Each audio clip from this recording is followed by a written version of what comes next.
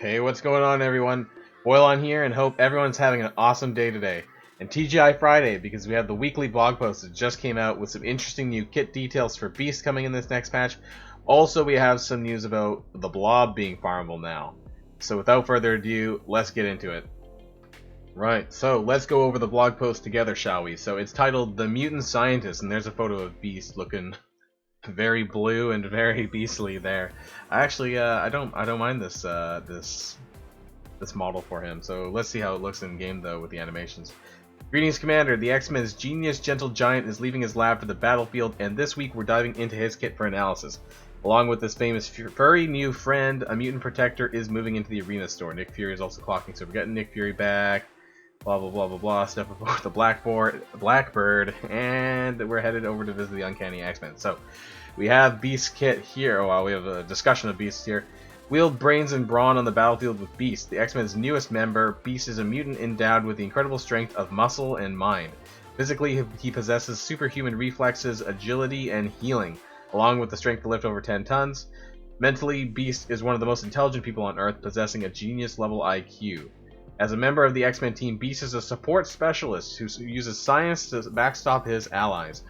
He grants X-Men allies a litany of positive effects, applies regeneration and heals each turn, and slams enemies hard enough to flip their positive effects. Beast also introduces a new mechanic that takes effect in campaign and challenge missions. Now, we'll get into this below. This is kind of an interesting one. Bringing a whole new meaning to stars and garters. If Beast is on a team with 3 or more X-Men allies, the first loss of a teammate in campaigns and challenges does not reduce the medals awarded. So this is an interesting new mechanic where basically the first character that you lose, which is usually going to be Phoenix in this case, you don't actually you don't get 2-star for that. You'll always get a 3-star if only one person dies. So you can actually use Phoenix or any of the X-Men's, I guess. But presumably this is largely for Phoenix. So if Phoenix dies, you'll still get and turn into Dark Phoenix and whatnot. You'll still get the 3-star for that, as long as she's the only one that dies. So kind of an interesting new mechanic here for the game modes, but I don't find that a lot of the campaigns and challenges are too hard to do. I think there is a global challenge. I forget exactly which one that is. If you guys remember, comment down below which one that is, and I know that using Beast for that will probably make it significantly easier. So here we have the traits for Beast: Hero, Global, Mutant, Support, X-Men. So it wasn't too surprising there. Almost all of the I think every single mutant character is global, so that's not surprising there. The support, that's not surprising either. So let's start with his kit here. Basic, Dignified Strikes. Attack primary target and adjacent targets for damage, and flip one positive effect to a negative effect. So this is pretty interesting. So presumably this does work on all the targets, not just the primary target.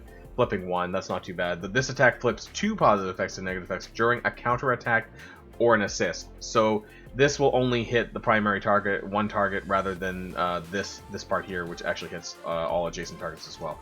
So my guess is a counterattack or assist. So counterattack from Psylocke, probably, and assist from Storm, or maybe even Cyclops. Cyclops is special, which calls in a random X-Men ally.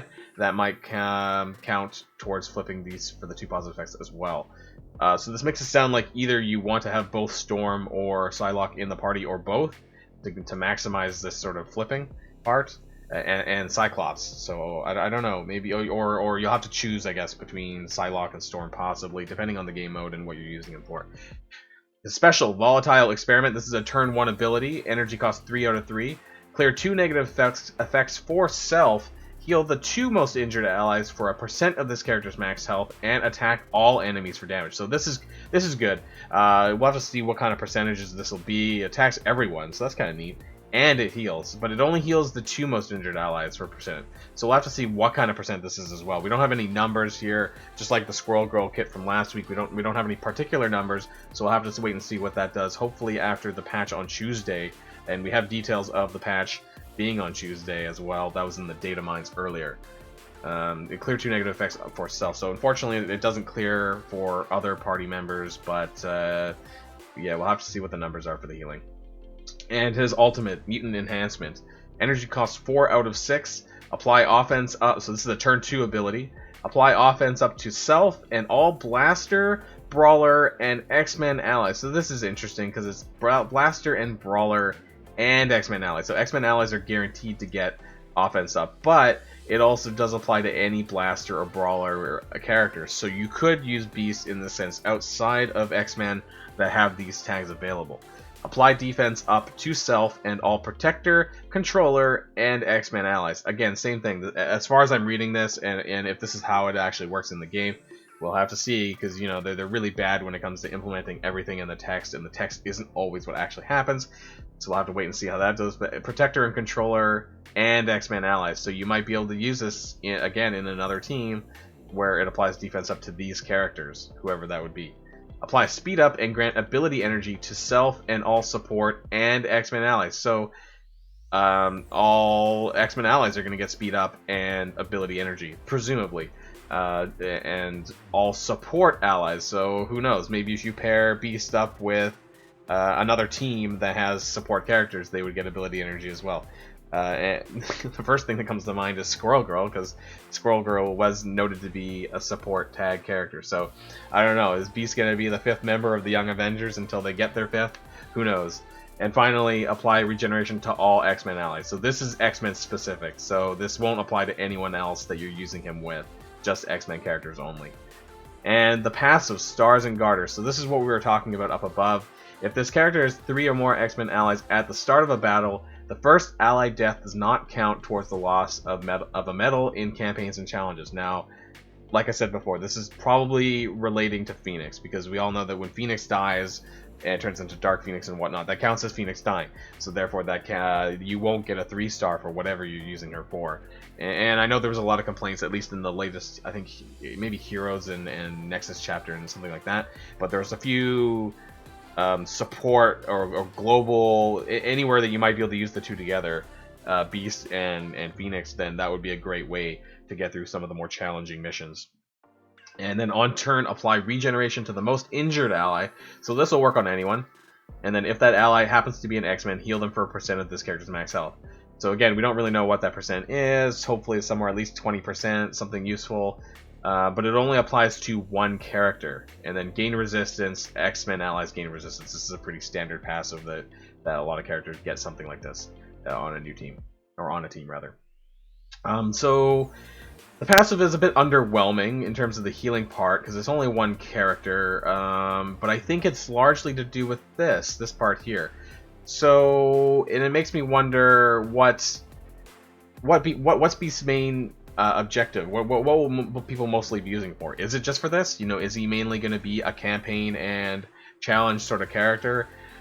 He does have other functionality, of course. You know, he has these buffs here and then extra regeneration, but does the X-Men team really need it? So for modes like Alliance War Offense, do they really? They're doing really well already. I could see maybe removing, I don't know, Wolverine perhaps, and then substituting Beast in there and just making them even stronger. You know, who knows? Are they going to be able to beat Black Order? I mean, I don't know, because, you know, then Thanos might just flip all this, but who knows? Maybe not. You know, we'll have to see. But I don't know if X-Men was a really good team already, so I don't know if they really needed too many buffs. So, you know, if this is designed solely to be for campaigns and challenges, then I guess that's what it's going to be for. But I think as we add more characters to the game, we kind of have to ask this question about sort of what are they intended to be for, and definitely for late game and veteran players. You know, do we need him? You know, and I sort of asked that same question for the Young Avengers and for Squirrel Girl. You know, what kind of benefits will this character have on my game in terms of my progression and what I need him for?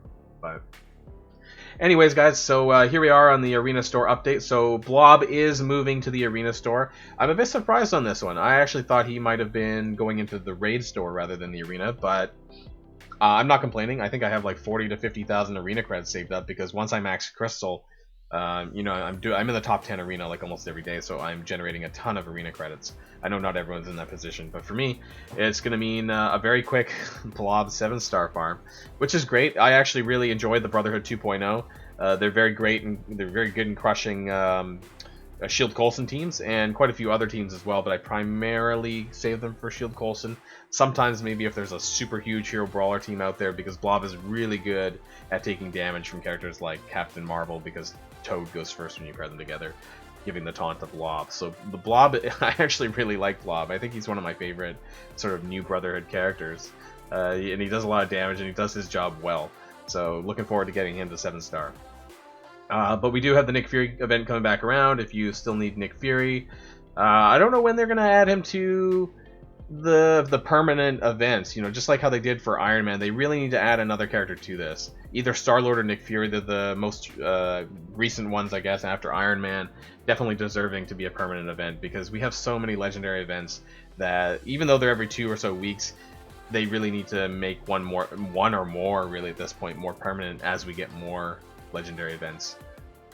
But, you know, hopefully we'll have to wait and see about that. Upcoming blitzes, looks like we have a Yondu blitz coming for Monday, and then of course the X-23 blitz, which we've been long awaiting for. It comes in on Thursday.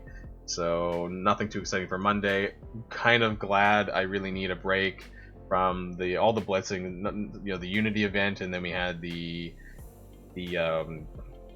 what's it called, the Firework Frenzy event for the blitzing. So it's been constant blitzing lately, and I have to save myself for X-23 because I want to get as much as I can done on that blitz.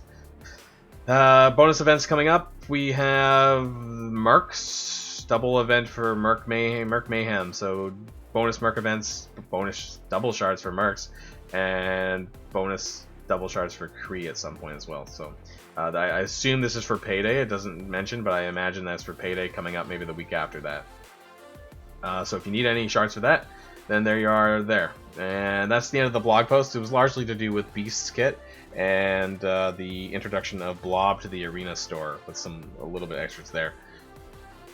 And so that was just a quick look at the blog post and Beast's official kit coming into the game. What do you guys think about him? Honestly, I think this new sort of mechanic with the medal system is neat, but I'm kind of a bit underwhelmed, I think, on his kit.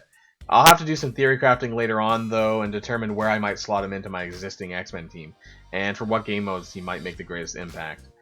Just a quick video today, though, guys, so hope you enjoyed the video, and as always, if you'd like to see more on Marvel Strike Force from me, then please smash that like button, and be sure to subscribe and hit the notification bell if you haven't already to be kept in the loop when I release new videos. But I hope everyone enjoys their weekend, and until next time, guys, stay safe. Voilon signing out.